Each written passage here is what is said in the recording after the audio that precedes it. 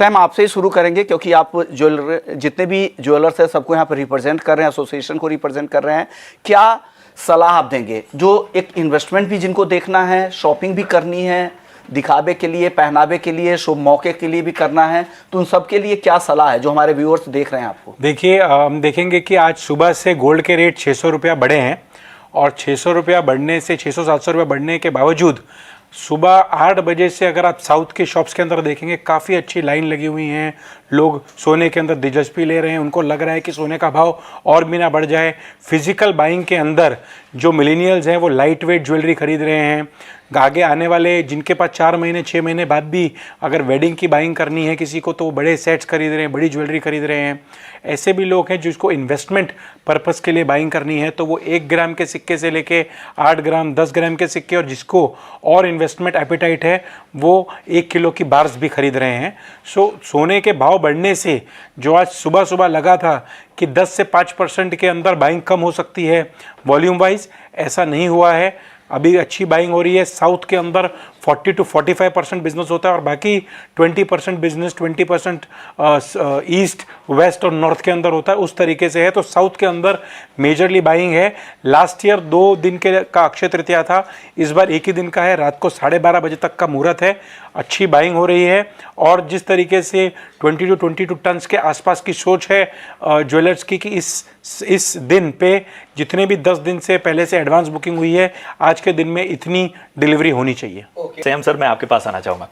हम आज अक्षय तृतीया पे बात कर रहे हैं, हम धनतेरस की बात करते हैं, हम दिवाली की बात करते हैं। ये जो पूरा सोने का कारोबार है, ये स्पेशल जो दिन है, ये कितने मायने रखते हैं? और आप लोग मतलब क्या आप पूरे साल भर तैयारी करते हैं? किस तरह से चीज़ें होती हैं? क्योंकि जाहिर सी बात है कारोबार के लिहाज से जैसे आज हम देख रहे हैं जिस तरह का उछाल नजर आ रहा है किसी खास दिन पे, तो फिर बायर कौन सी रणनीति अपना है? देखिए, जो जितने ज्वेलर्स हैं सब 2 महीने पहले से ही इसके लिए तैयारी करना चालू कर देते हैं। अक्षय तृतीया हो गया, दिवाली हो गया, उसकी डिज़ाइनिंग, ज्वेलरी के अंदर स्टॉक मेकिंग, नए नए ऑफर्स लेके आना है। वो यही दिन पे सुबह से अपनी दुकानों को सजाना, अपने स्टाफ को बोलना कि सुबह से देर तक आपको रुकना है और रुक के सब कस्टमर्स को माल दिखाना है। तो पूरा ये सिस्टमेटिक तरीके से काम करते हैं और फिर कस्टमर्स को भी बुलाने के बाद उनको डिफरेंट जो ऑफर्स दिए हैं, डिफरेंट गोल्ड रेट्स हैं, आज कस्टमर्स के साथ ये भी फैसिलिटी देते हैं कि 1 महीने तक आपने आज बाल खरीदा या एडवांस दिया, उसके बाद अगर उस दिन का भाव या आज का भाव, जो भाव सबसे कम है वो भाव आपको लगाएंगे। ऐसी भी ऑफर्स ज्वेलर्स देते हैं कस्टमर्स को ताकि उनका कॉन्फिडेंस भी बढ़े। अब ये देखेंगे कि हर साल जैसे सोने का भाव पिछले साल अक्षय तृतीया के टाइम पर 62,000 था, इस बार 72,000 है। हमारी सोच है, हम सब अपने कस्टमर्स को बता रहे हैं कि अगले साल फिर 15 to 17% बढ़ेगा। तो ये सोच से हम आगे चलते जा रहे हैं। और एक और बात कहना चाहूँगा कि सॉवरेन गोल्ड बॉन्ड्स, इसके अलावा सॉवरेन गोल्ड बॉन्ड्स के अंदर भी इन्वेस्टमेंट बहुत ठीक है फिजिकल बाइंग के हिसाब से, क्योंकि उसके अंदर जो टैक्स बेनिफिट मिल रहा है, उसके अंदर 8 years लॉक इन है।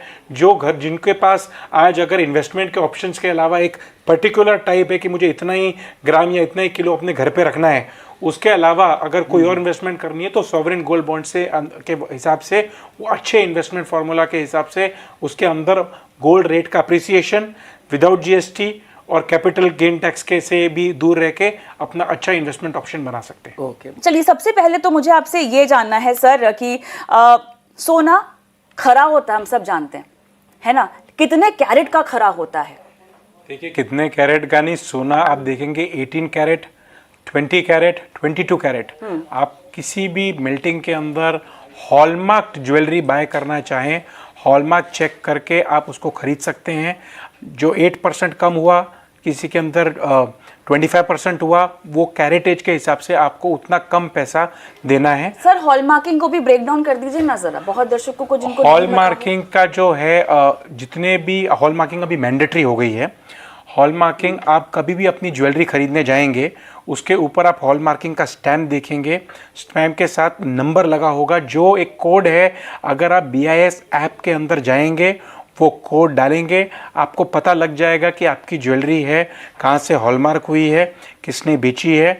और इसको देख के आपको अपने ज्वेलरी खरीदने पे और कॉन्फिडेंस आएगा। हॉलमार्क ज्वेलरी आप कभी भी कोई भी शोरूम में, सपोज आप मुंबई के हैं, जाकर दिल्ली के अंदर, यहाँ तो कोई कोयम्बटूर के अंदर आप वापस बेचना चाहें तो उसकी पूरी वैल्यू हॉलमार्क ज्वेलरी की आपको मिलेगी।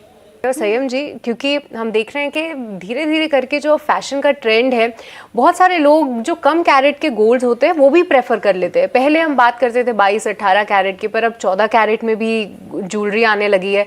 तो क्या अंतर होता है? हालांकि शुद्धता का अंतर तो ज़रूर है, पर क्या कोई दिक्कत आती है थोड़े टाइम बाद? क्या कोई कलर में या चमक में कोई चेंज है?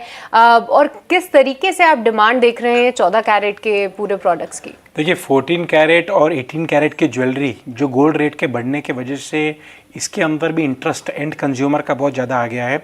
इसकी ज्वेलरी भी लाइट वेट होती है और उसके अंदर जो सॉफ्ट होती है ज्वेलरी, रोज़ गोल्ड की जो ज्वेलरी चल रही है 14 कैरेट के अंदर, जो बाकी कलरफुल ज्वेलरी चल रही है वाइट गोल्ड की 14 कैरेट में, 18 कैरेट में, कस्टमर्स की डिमांड बहुत है। मिलेनियल्स जो हैं, जो यंग हैं, वो चाहते हैं कि light weight daily wear jewellery पहने, चेन के साथ एक छोटा सा पेंडेंट पहने, छोटी सी रिंग पहन ले हाथ के अंदर। उसके अंदर उनको बेसिकली 25% का डिफरेंस आता है 18 कैरेट में, और 32 के ऊपर % का डिफरेंस आता है हमारा जो 14 कैरेट है। तो मुझे लगता है कि अभी इसकी डिमांड बहुत बढ़ गई है। जो शोरूम्स हैं, जो रिटेलर्स हैं, उन्होंने भी 22 कैरेट के अलावा 18 कैरेट और 14 कैरेट के भी शोकेस विंडोज़ अपने शॉप के अंदर रख ली हैं, ताकि जब एंड कंज्यूमर आए तब वो ये ज्वेलरी देखे।